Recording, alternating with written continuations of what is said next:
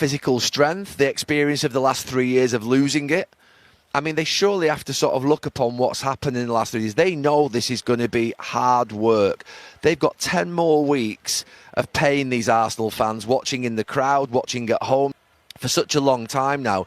It is impossible to play every 3 or 4 days and play at a high level from a performance perspective. It just is impossible. So getting over the line and getting games out under your belt and wins under your belt when you're actually doing that is something that's quite important. They've got that in them to be able to do it. And look, I have to say that the first title that I won was in 95, 96. And you prepared better for it mentally, because what you're seeing in every game, whether it's against Wolves or Manchester City, there's a period in the second half that everything seems to go out the window, and our goalkeeper ends up saving everything for us. And I don't think it should be like that with the amount of experience we've got. Then the complication for them, Dave, is they've got 4 trophies to try and go at. And you can't throw away a Champions League, you can't throw away a Carabao Cup final. You know, you've got to go for every single trophy. So how Mikel Arteta rotates, how he uses his squad, how he stays clear of injury is going to be important. But do you have a view on that in terms of what should be their priorities, if indeed it does come to that? I play your best team. The Champions League, you've got to go and play your best team, and obviously the Premier League, you've got FA Cups. You know, they do give a little bit of respite for Mikel Arteta to take a risk, and that might be the competition that they do sort of falter in, maybe slightly. Obviously they've got Mansfield, so they'll probably get across the line in that one. But as it goes through, that'll be the one that I think might fall by the wayside. Gary, you've been there, you've been in this position, you'll remember it very well. Of course, you went on to win multiple titles, but this first one, is it different? Is this going to be a case this evening of in this dressing room, they're going to be concerned about a performance? So the one thing that you would say is that who is the person in that dressing room that's settling everybody down, that's composing them? We had a lot of experienced winners when we were winning it for the first time, and it is hard work, but I do think they'll get there. The experience of the last 3 or 4 years, I think, will just be enough for them.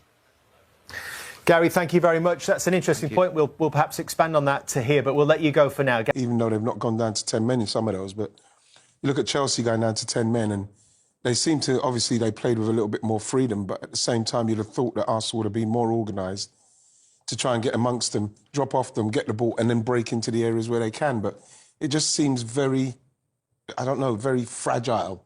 You know, I felt it. I mean, in the studio, I felt it, but like, in the end, they got over the line, but it's something that they've got to be worried about, because we're not finishing off games, we're not finishing off chances in the first half. I thought there are opportunities for people to take first-time shots or take the shots quickly. And what would we do if it happens again?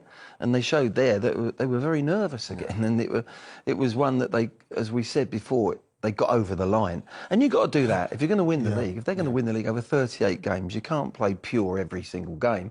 But when your opponents, you know, go down to 10 men and you're leading the game at home, that's a different scenario. Is that not understandable, given the fact Arsenal's 2-1 victory over Chelsea should have been remembered purely for the goals and the growing momentum in the title race, but instead, it has become the center of yet another VR storm.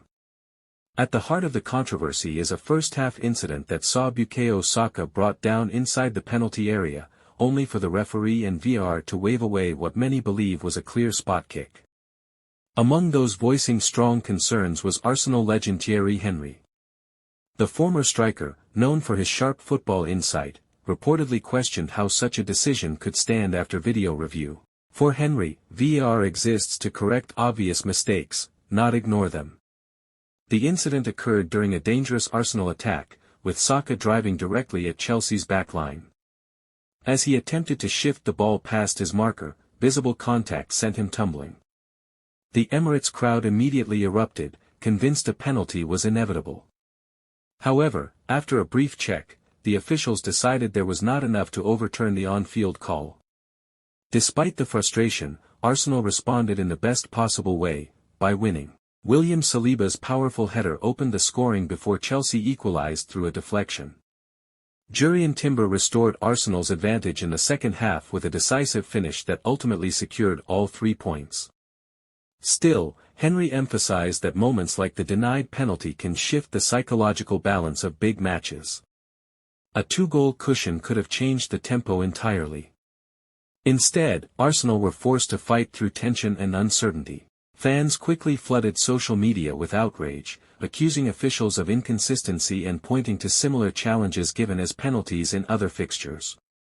The debate has once again reignited discussions about transparency, interpretation, and whether VAR is being applied uniformly across the Premier League. As the title race intensifies, every refereeing call carries massive weight. Arsenal may have claimed victory over Chelsea, but the lingering frustration surrounding the denied penalty ensures this derby will be remembered as much for controversy as for celebration. Henry also stressed that repeated controversial calls risk eroding trust between supporters and officials. When fans feel that clear decisions are not being given, it fuels suspicion and anger, emotions that can overshadow the brilliance of the players on the pitch. With pressure mounting on Premier League referees to deliver consistency, this latest VAR debate is unlikely to fade quickly. Arsenal move forward with 3 crucial points, but the controversy leaves a lingering question. In modern football, are matches being decided more by technology than by talent? Please like this video and subscribe.